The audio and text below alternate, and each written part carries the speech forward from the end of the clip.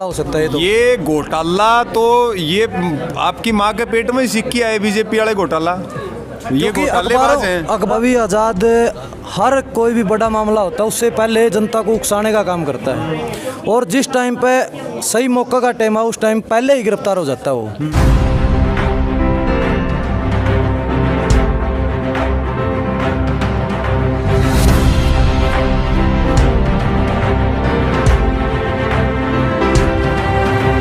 ठीक ठाक होने मैं न्यूज़ देसी के सारे दर्शकों ने मनीष जागलान की राम राम। और मेरे साथ है भाई रवि आज़ाद, किसान नेता कहूँ या एक पत्रकार कहूँ, जिन्होंने इस आंदोलन के अंदर बिल्कुल एक ऊर्जा डालने का काम किया है।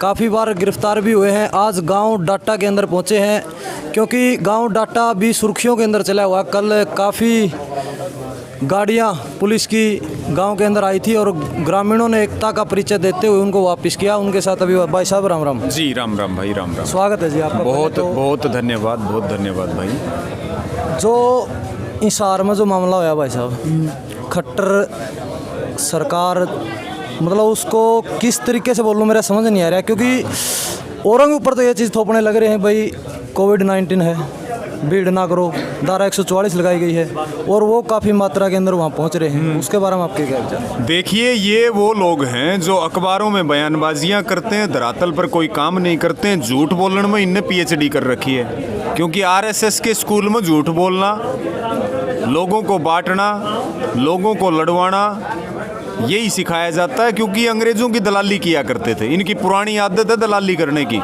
और एक तरफ ये जनता के लिए रूल बनाते हैं, दूसरी तरफ इस प्रदेश का मुखिया रूल तोड़ता है, तो जनता विश्वास कैसे करेगी, जनता का विश्वास कैसे बनेगा?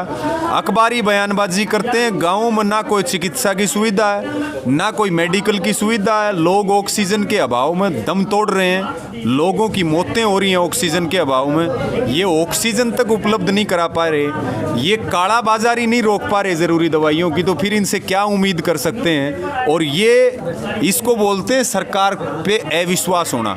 सरकार ने विश्वास खो दिया, और ऐसी सरकार का रहना और ना रहना बराबर है। अगर इनमें थोड़ी बहुत भी नैतिकता है तो इनको ये सरकार छोड़ देनी चाहिए, और इनको अपना मानसिक इलाज करवाने की ज़रूरत है। ये बीजेपी जेजेपी वाले जितने बैठे जी। जिस तरह कल गांव, इसी गांव के अंदर यहाँ पे कोविड सेंटर, हर गांव के अंदर कोविड सेंटर बनाया गया, आपको पता है। हाँ। और इसके पीछे एक बड़ा घोटाला कल सामने आया है। कल कुछ ग्रामीण यहाँ से इकट्ठे होकर के गए थे और वहाँ पे सिर्फ सैनिटाइजर की बोतल, और 12 बजे तक वो सेंटर बंद था। तो मैं आपसे ये पूछना चाहता हूँ, इसके बारे में आपके क्या विचार है? घोटाला काफ़ी बड़ा घोटाला हो सकता है तो? ये घोटाला तो ये आपकी माँ के पेट में सिक्की आए बीजेपी वाले घोटाला। ये घोटालेबाज हैं। अखबारों की हेडलाइन आती है कि भाई कोविड सेंटर बनाए, इतने करोड़ रुपए लगा दिए।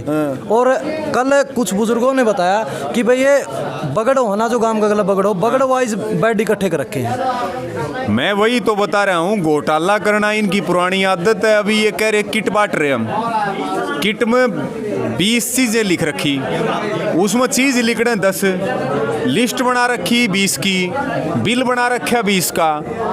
ये बहुत बड़ा स्कैम है, और ये विश्वव्यापी स्कैम है। ये महामारी के नाम पे पूरी दुनिया में एक षड्यंत्र रच के आम आदमी की कमर तोड़ने का और ये लोगों को मारने का षड्यंत्र चल रहा। और भाई जब बेरा पाटेगा नहीं, इतना तमन लगा आधी दुनिया सामड़ देगी।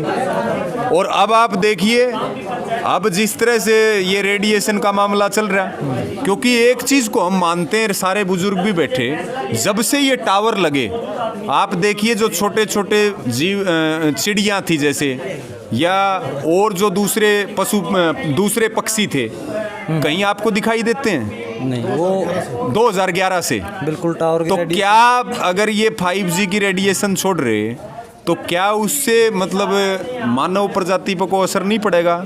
जब कम रेंज के अंदर, कम रेडिएशन के अंदर जब छोटे छोटे पक्षी खत्म हो गए, पशु बीमारियों की चपेट में आए, तो क्या मतलब अब जो इतनी रेडिएशन छोड़ी जा रही, तो क्या उसका नुकसान हमें नहीं होगा? ये एक बहुत बड़ा कारण है, और इसके ऊपर अगर ईमानदारी से काम करा जाए तो ये बहुत बड़ा घोटाला है। लोगों की जान के साथ खिलवाड़ खेला जा रहा है। आप देखिए जो उद्योगपति हैं बड़े बड़े, वो कुछ दिनों से विदेशों में गए हुए हैं अपने पूरे परिवार को लेकर के। तो यहाँ ये भी एक मामला बनता है। तो कल जो मामला गांव के अंदर हुआ वो मेरे चैनल से ही लाइव था, लगभग सभी चैनलों ने उसको लाइव किया है, और बहुत से कमेंट ऐसे आ रहे हैं कि भाई गलत किया है, कई बोल रहे बहुत अच्छा किया है। तो आपके विचार में वो क्या था? देखिए, ये गाँव के खुद के फैसले हैं, गाँव के खुद के निर्णय हैं, खापों के निर्णय हैं, गुआंडों के निर्णय हैं। और दूसरी बात, नेगेटिव कमेंट तो 3-4 दिन से चल रहे। ये आईटी सेल जो इन्होंने अपनी एक्टिव कर रखी, जो पेड लोग लगा रखे, इसलिए आपने देखा हमने सबसे अपील भी करी अपने भाइयों से कि भाई अपनी किसान आईटी सेल को भी मजबूत करें। और ये गिनी चुनी आईडी हैं, वो हमारे सोशल मीडिया पे भी कमेंट कर दे पाऊंगे, वो आपके पे भी कर दे पाऊंगे, किसी और के पे भी कर दे पाऊंगे। वो पैसा लेकर के अपना काम करते हैं, तो इनको मुंह तोड़ जवाब देने की जरूरत है। अभी मैं लाइव चला रहा था, उसके अंदर एक कमेंट आया था आपके खिलाफ कि मतलब रवि आज़ाद हर कोई भी बड़ा मामला होता है उससे पहले जनता को उकसाने का काम करता है, और जिस टाइम पे सही मौका का टाइम है उस टाइम पहले ही गिरफ्तार हो जाता है वो। तो इसके पीछे क्या है, मतलब ये बात पूछिए आप। अच्छा, आप गिरफ्तार होके दिखा दो ना, आप गिरफ्तार होके दिखाओ। सरकार बीजेपी की, पुलिस किसकी है, आप बताओ। पुलिस तो वैसे तो होनी तो चाहिए पब्लिक की, लेकिन ये तो सरकार के उस हिसाब से चलने लग रही है। सरकार के हिसाब से चल रही, बीजेपी के हिसाब से चल रही। ये इस तरह की जो बात करने वाले लोग हैं, यही मैं कह रहा हूँ कि ये पेड लोग हैं। हमने न्यू कौन बेरा मारा, ऊपर कितने मुकदमे दर्ज हो रहे हैं, हमने जेलें काटी हैं, हमने लाठी डंडे खाए हैं। जो इस तरह की बात कर रहे वो निश्चित तौर पर किसानों के दुश्मन हैं। और जो भाई ये बात कह रहा है उसको मैं चैलेंज देता हूँ कि वो गिरफ्तार होकर के दिखाए, धक्के से दिखा कौन सी पुलिस गिरफ्तार करती है उसको, वो दिखाए गिरफ्तार होकर के। बिल्कुल जवाब उसने मिलेगा, बस देखने लग रहा है। तो एक लास्ट सवाल मेरा ये आपसे, जो आगे का आपका प्लान है वो हमारे जितने भी दर्शक है, क्योंकि सभी को पता होना चाहिए, उसके बाद आगे का आगे का प्लान, एक तो 24 तारीख का हिसार में जो मंडल का उपायुक्त है उसका घेराव का कार्यक्रम है, जो हमारे 26 किसानों पर नामजद और अज्ञातों के खिलाफ जो मामला दर्ज कराया गया, और हम जो मुकदमे दर्ज करवाना चाह रहे हैं, MLR कटवाई है, और जिन पुलिस वालों ने हमारे ऊपर पत्थर बरसाए हैं उनके खिलाफ मुकदमा दर्ज कराना चाह रहे। मुख्यमंत्री ने जो इसका उल्लंघन कराया धारा 144 का और महामारी के एक्ट का, तो हम इसके ऊपर मुकदमा दर्ज करवाना चाहते हैं। सरकार जो है उसके पास एक ही रास्ता है कि वो फर्जी मुकदमे वापस ले ले, नहीं तो 24 तारीख को ये चीज़ें पूरी नहीं हुई तो फिर हम जो है बड़ा फैसला हरियाणा में सभी खापे, सभी हमारे संगठन संयुक्त किसान मोर्चा लेने के लिए मजबूर होगा।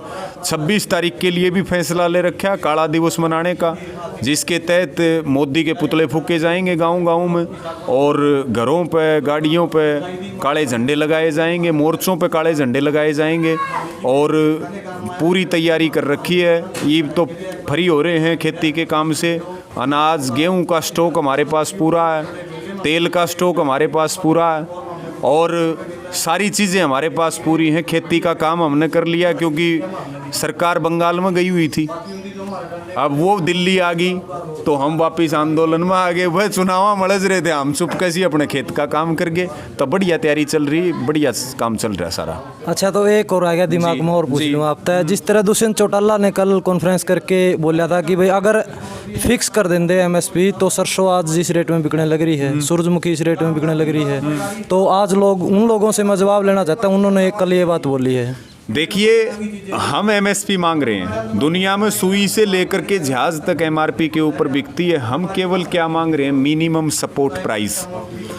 सरसों हमारी 7,000 बिके, 14,000 बिके, 20,000 बिके, हम फिर भी कानून MSP की मांग कर रहे हैं। उनको दिक्कत क्या है, MSP का कानून बना के दें। सरसों चाहे हमारी किसी रेट बिके, सरसों क्यों बिकी इसका हमने पता है, कब तक बिकेगी ये भी हमने पता है। इसलिए हमारी जो लड़ाई है वो MSP के कानून की है और 3 काले कानूनों के वापसी की है, और उसके लिए लड़ते रहेंगे, क्योंकि इनकी नीयत में खोट है। अगर MSP देना चाह रहे, पहली बात तो 8% किसानों को MSP मिलती है। MSP ना मिलने के कारण हिंदुस्तान के किसानों का 45 लाख करोड़ रुपए का नुकसान हो रहा है। 10 लाख करोड़ रुपए सरकार हमारा कर्जा मांगा है, आज अगर 45 में तो 10 लाख घटा दें तो भी 35 लाख करोड़ रुपए भारत सरकार को हिंदुस्तान का किसान मांग रहा है। तो भाई एमएसपी का बहुत बड़ा लफड़ा है, और कानून बना करके अगर ये दे देंगे तो इनकी पूरी पोल पट्टी सामने आ जाएगी और हिंदुस्तान के किसान को न्याय मिलेगा। बहुत बहुत धन्यवाद। आपका भी बहुत बहुत आभार। ये देखिए मेरे साथ अभी रवि आज़ाद जी जुड़े हुए थे गांव डाटा से। तो भाई जो सवाल आपके थे वो मैंने सारे पूछे हैं। वीडियो ने ज़्यादा से ज़्यादा शेयर करिए। धन्यवाद। जय हिंद, जय जवान, जय किसान।